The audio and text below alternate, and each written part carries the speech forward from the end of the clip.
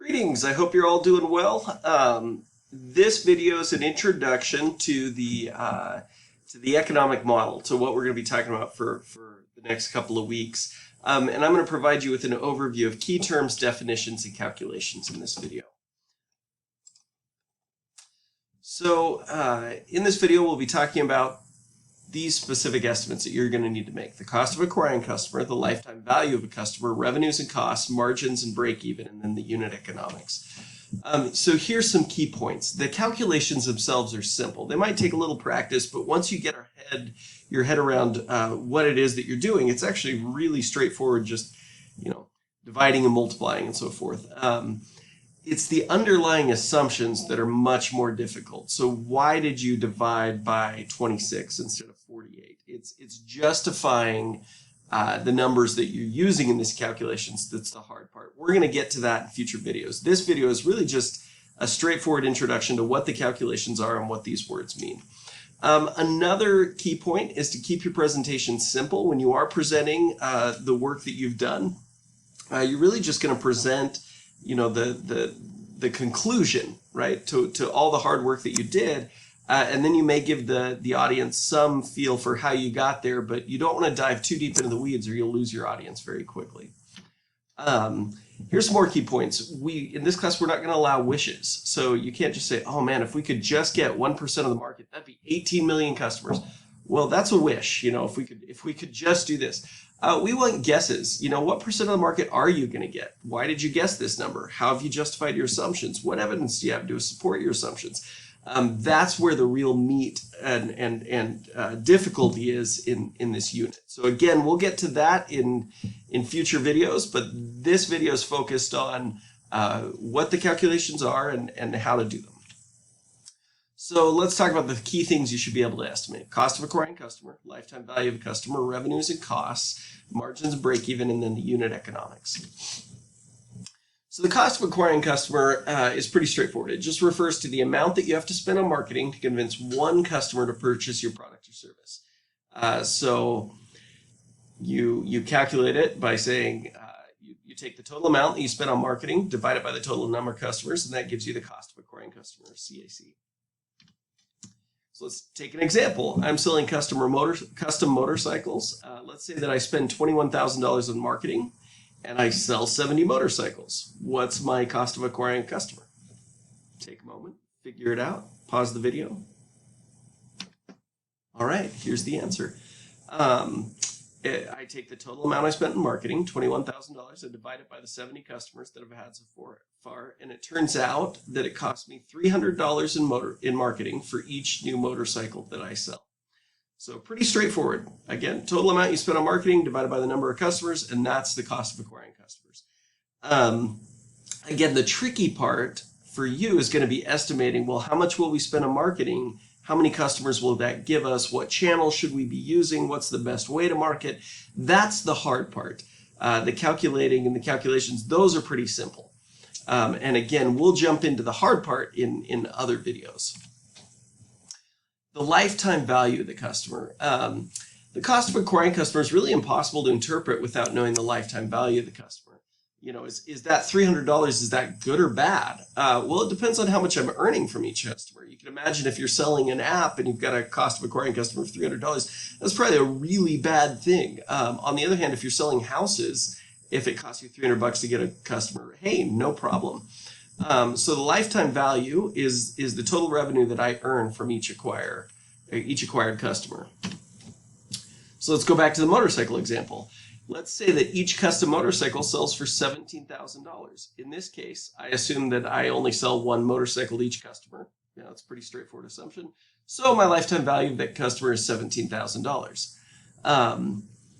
I can use that lifetime value and I can compare back to the cost of acquiring a customer and get a much better sense for if my cost of acquiring a customer is good or bad. Subscription service. What if I got something that won't result in a single sale, but maybe will result in a series of sales over time?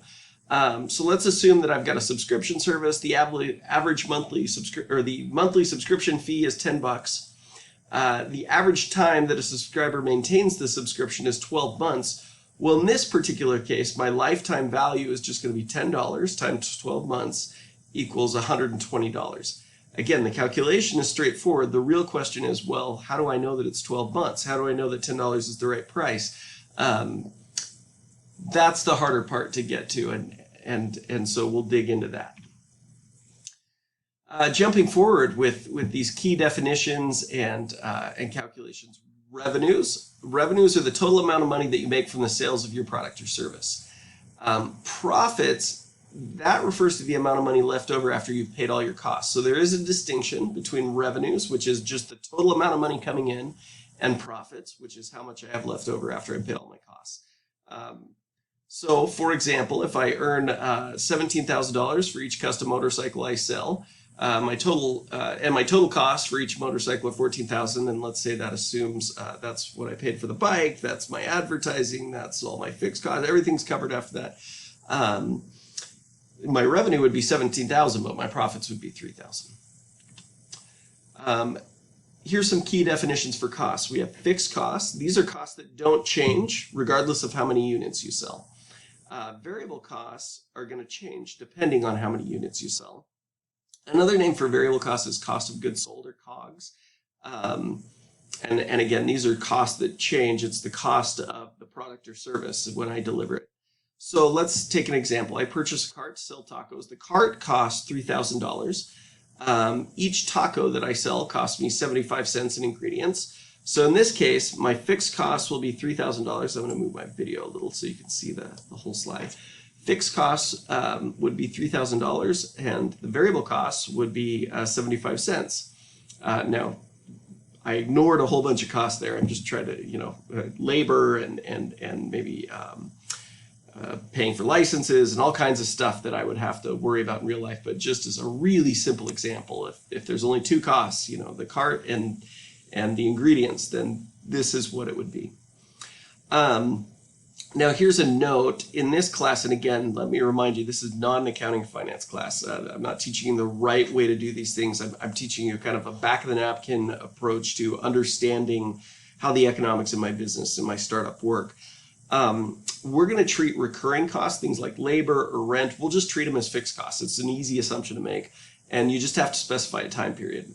So let's say that my rent is $1,500 a month. Then I specify a time period. I say over 12 months, my fixed costs in terms of rent are $18,000. And so we'll assume that those things are not, the rent is not going to change regardless of the number of units I sell. You just need that one additional assumption around the period of time. Margins. Margins refer to how your finances will change if you sell one additional unit. So let's say that my tacos sell for $2 and the cost of goods sold, or the variable cost for each taco, is 75 cents. The gross margin is $1.25. Now here's another note. There's different kinds of margins: operating margins, gross margins, profit margins, etc. We're going to be talking about gross margins, and so that again is defined as the price minus whatever the cost of goods sold was. Now, when comparing across products, it might be helpful to express margins in percentage terms. So, for example, soft drinks sell for $1, and let's say the cost to me is 20 cents. My gross margin on soft drinks are 80 cents. So we could ask, what actually has better margins? Is it tacos or soft drinks? Now, I know I'm earning $1.25 on tacos, and I'm earning in gross margin, and my gross margin on soft drinks are 80 cents. But in percentage terms, which one's actually better? So take a moment, pause the video, see if you can figure that out. Okay. So to calculate the margin in percentage terms, I just want to take the price minus the cost, which is exactly what I did before, but then divide it by the price again. So for tacos, $2 minus 75 cents is $1.25. Now if I take $1.25 divided by the overall price, that means I've got a 62.5% margin on tacos. And then if I do the same thing for soft drinks, I take $1 and I subtract out the 20 cents in my costs. And that turns out to be an 80% margin. So it turns out in this example, and fictitious example, the soft drinks have better margins. Now I made up the numbers. That's generally true. Soft drinks often have some of the best margins in the restaurant business. Break even refers to how many sales you will need in order to cover your initial investment. So to calculate the break even, we're just going to take the fixed costs and divide it by the sales price minus the cost of goods sold, which should look familiar. It's your gross margin. So in the taco example, let's assume here that I only sell tacos and I have no fixed costs aside from the taco stand. For whatever reason, maybe it's a robot taco stand. I have no labor, I have no licensing, I have nothing else that I have to pay for. But in this simplified world, I could say, well, I spent $3,000 on my taco stand. Every single time I sell a taco, I earn $1.25. That $2 minus the 75 cents. That means to break even, to cover that initial cost, I need to sell 2,400 tacos. I realize that's not a taco in the picture. It's just kind of a cool looking picture. And so again, the intuition here is how much did I spend up front? You know, what were my what were the fixed costs incurred? How much do I earn every single time that I sell a product or service, the gross margin? And then I just got to figure out how many do I need to sell in order to cover those upfront costs. So that's what we're looking for. That's the intuition behind the break even. So unit economics essentially is just a fancy way to say that I want to be able to describe what happens to my finances every time I sell one thing, one product or service. It can be helpful to include fixed costs in your unit economics, though you have to make some extra assumptions about sales numbers to do there. So let's go back to my taco example. And let's assume that I know that I'm going to sell 5,000 tacos. Then here's what happens every time I sell one taco. The sales price is $2. My revenues are going to increase by $2. The cost of goods sold, of course, 75 cents. So my gross margin is $1.25. And in this case, since I've assumed that I'm going to sell 5,000, I can say, well, each taco is also costing me out 60 cents in fixed costs. In other words, if I've sold 3,000, or if I have $3,000 in fixed costs, and I know I'm selling 5,000 tacos, then if I divide out my fixed costs over the total number of tacos, it's costing me 60 cents. I know that my break even is 2,400 tacos. So if I'm selling 2,000, I'm well above break even, I should say. If I sell 5,000 tacos, then every time I sell a taco, then I have a gross margin of $1.25 when I think about my fixed costs and spend 60 cents on the taco stand. So I'm making 65 cents in profit for each taco. So now I've got lots of ways to kind of think about what happens when I sell one taco to my business. What happens to my business when I sell one taco?